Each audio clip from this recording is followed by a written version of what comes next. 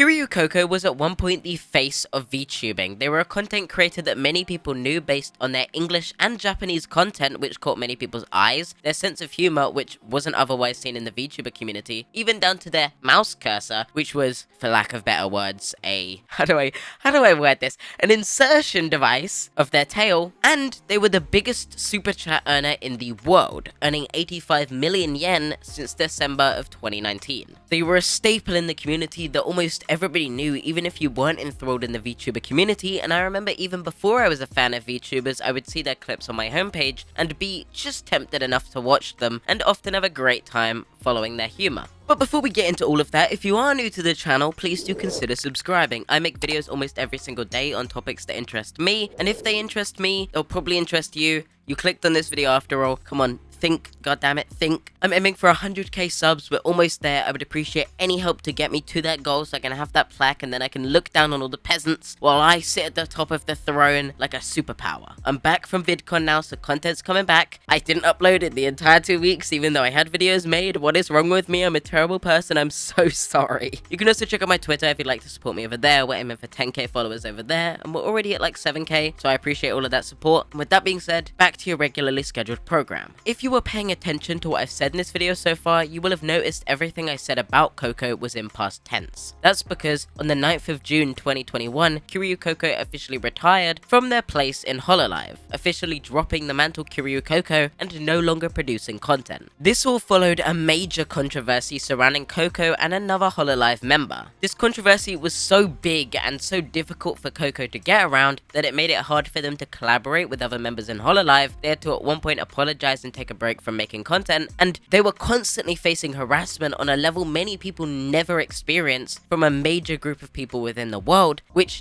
they simply couldn't deal with anymore. And I think it's important to discuss that controversy and what exactly happened within it.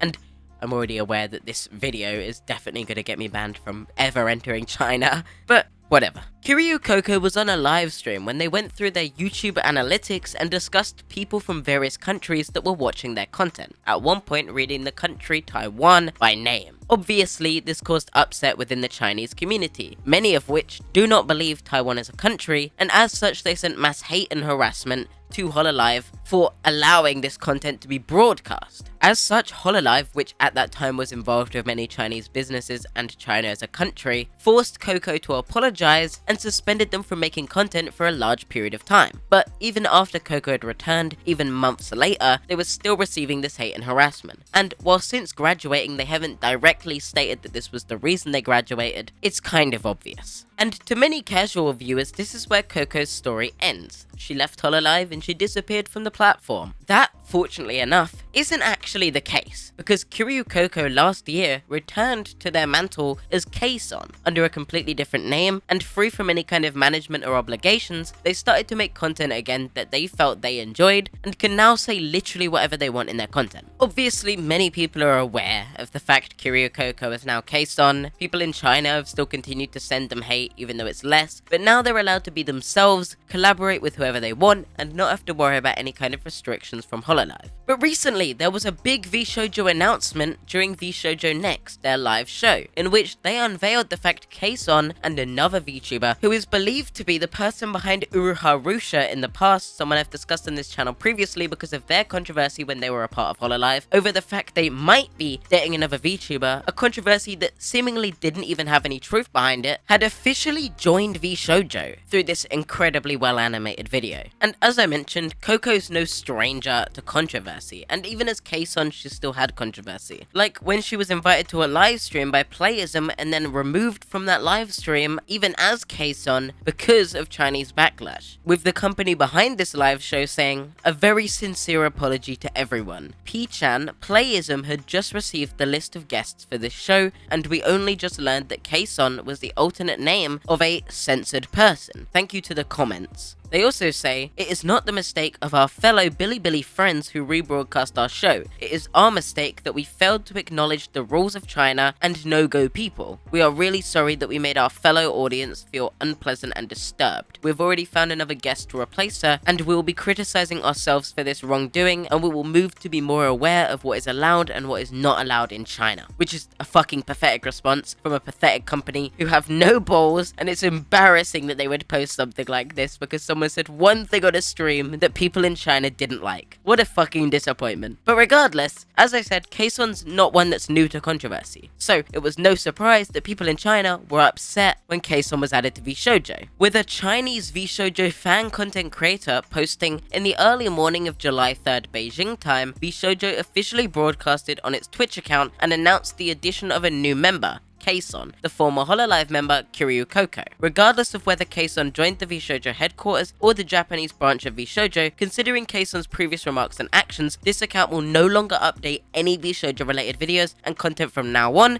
until Kaeson no longer has any contact with VShojo. To avoid unnecessary disputes and conflicts, the VShojo related videos published by this account will be deleted within 5 working days. If you still have some memories of the content, please cache or download it as soon as possible. Thank you for your company and support along the way, and look forward to our next meeting. If you have tipped me in the form of charging or money before, you can contact me and arrange a full refund for you. PS, video removal is my personal decision. She agrees or not, I don't care." And in my opinion, nothing of importance was lost. If you cannot stand the existence of a person who said one word, one 6-letter word that offended you, and you refuse to produce any content surrounding a group that includes them, you're an embarrassment, and nobody should care about the fact you're no longer making this content. It's embarrassing that you would even post something like this. Some people are so sensitive, dude, it's insane. But this content creator wasn't the only person to comment negatively about the fact Kaeson was being added to VShojo. Niana's original character artist, who is Chinese, also had something to say, saying that they do not by any means welcome Kaeson into the VShojo family or believe they should be a part of VShojo, though this response is now deleted. It is incredibly embarrassing to see so many people believe anyone cares about the comment they have on this situation. Not to be too mean, but this person is clearly growing an ego, because like, you're a fucking character artist for Nianas. You're not some kind of important person in this situation who by any means has some kind of value when it comes to this discussion. Literally no one cares what you had to say here, and I have no idea why you decided to comment and make yourself look like such a joke. I can't stand these people who feel the need to complain about something that wasn't an issue in the first place. But regardless, I welcome both Kaeson and Nazuna, which is the name of the person who's believed to be Rusha, to the VShojo family. That's it for today's drama. If you haven't seen the video I uploaded earlier today, I'd suggest watching it. This is the first time I've ever uploaded 2 videos in a day, so I have no idea how it goes, and depending on how it goes, I might do it more often. As I mentioned at the start, if you are new to the channel, please do consider subscribing. I make videos almost every single day and would appreciate any kind of support to help me reach 100,000 subscribers. And subscribing to the channel means you get to see more content by me. YouTube will send more of it to you on your homepage, so you won't miss any other content on this channel about situations that may interest you. And also, you can unsubscribe at any time if you decide this isn't for you. Thanks for watching. I'll see you next time.